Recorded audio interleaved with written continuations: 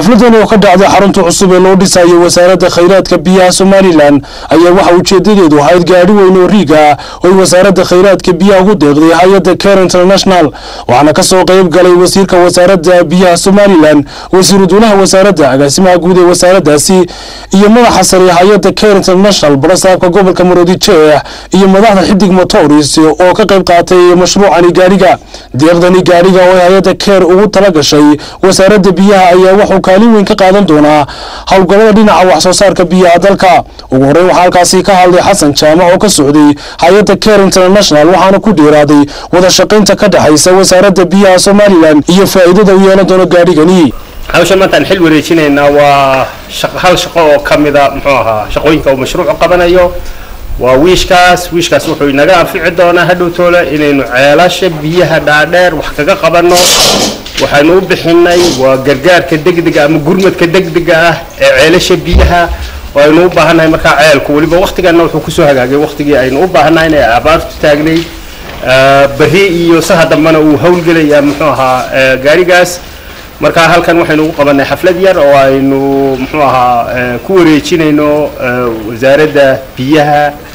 gaariga wiishka waxa kale oo halkaasi ka hadlay madaxa sare ee hay'adda Care International Mr. Rahil waxaanu sheegay inuu yahay fayskii koowaad ee mashruuca ay u tala galeen wasaaradda isla markaasina ay wadaan mashaariic kala duwan oo ay kala qayb qaadanayaan dhinaca wax soo saarka biyaha dalka wasiir dowlaha wasaaradda khayraadka biyaha Somaliland mudane Mahdi Cismaan Buuri ayaa ugu mahadnaqay hay'adda Care waxaanu soo dhaweeyay gaarigan iyo faa'iidada uu yeelan doono runtii wax badan buu gurmadka ka tarayaa xilligan in waliba ku jiray abaaraha sababtoo ah ceelkii kasta imka wuxuu shaqeynayaa intii hore uu shaqeynayay saddex laabkeed ceelasha qaar badan 24 saacadood imka la baqtiin kolka ceelashaan 24 saacadood la baqtiin macnaheedu waxa weeyaan haddii uu jabo lagama maarmayo intaa u dhow way dhimanaysa sida daraadeed waa in la helaa qalab lagu gurmado kolka wiishkani insha Allah wuxuu ka anfici doonaa waxyaabaha gurmadka uu naga anfici doonaa waanu mahadnaqaynaa hay'adda Care Cabdillaahi Cabdi Ali oo madaxda sarsare ee xidig motors oo iyagu gaarigani soo iibintiisa qandaraas ku qaatay ayaa halkaasi ka hadlay arino gaari four wheel drive oo saaray wiish ama kirin afartana gaarigan awoodda uu leeyahay waa 8 gaarigu waa gaarihi nooya marka xaaladan ay maanta ku jirnay biyo la'aaneed wuxuu ka qabanayaa door xal gaarigu waxa weeyaan gaari cusub oo loo ilaaliyo maintenance-kiisa inoo shaqeyn doona muddo dheer xaaladdan ku jirna ka qabanaya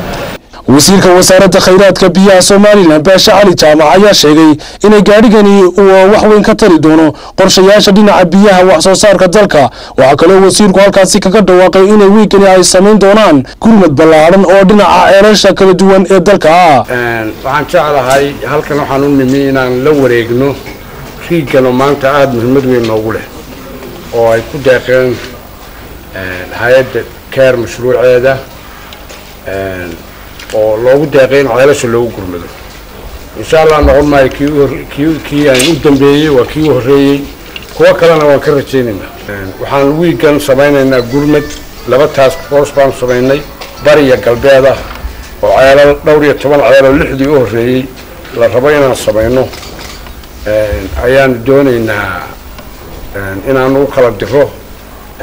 riigan loo ka qayb gali doono insha Allah waxaan halkaasi gabagabadii madaxa sare ee hay'adda Care ku wareejiyay furihii gaarigaasi wasiirka wasaaradda khayraadka biyaha Somaliland iyadoo isla goobtaasi ay si rasmi ah gaarigaasi ay kula wareegtay wasaaradda khayraadka biyaha Jamhuuriyadda Somaliland gaariga lagu wareejiyay wasaaradda khayraadka biyaha Somaliland ayaa noqon doona mid wax weyn ka tara ceelasha kala duwan ee dalka Somaliland خضر محمد محمود خضر قومه يا عبد الحين موسى يوسف تلفزيون قناه Somaliland مقالة